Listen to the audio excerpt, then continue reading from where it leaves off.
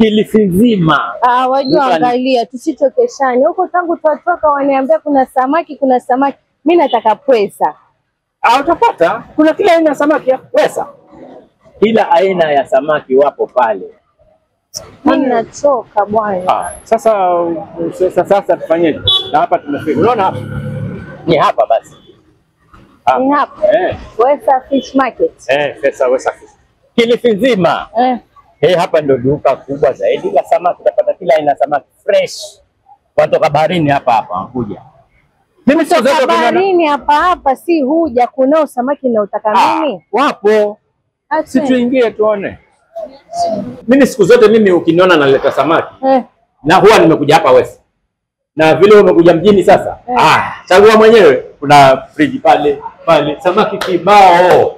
Wanaitwaje hawa? Ngoja. Mbona unatete? Si unileta mimi ndo nichague samaki. Huyu ni mkundaji. Huyu safi. Changu.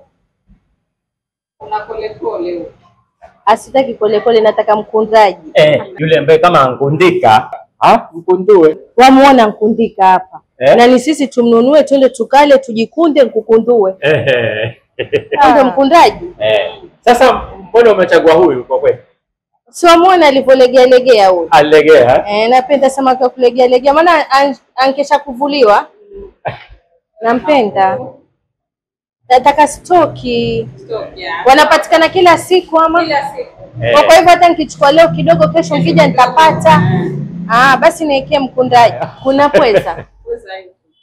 Na mgisi. Nataka mkunduo.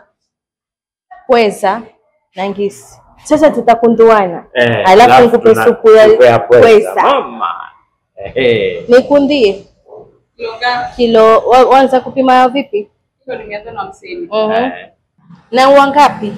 Yategemea na size. Kuna kuingia 4, kuna 3. Nataka mikunduo 4. 4.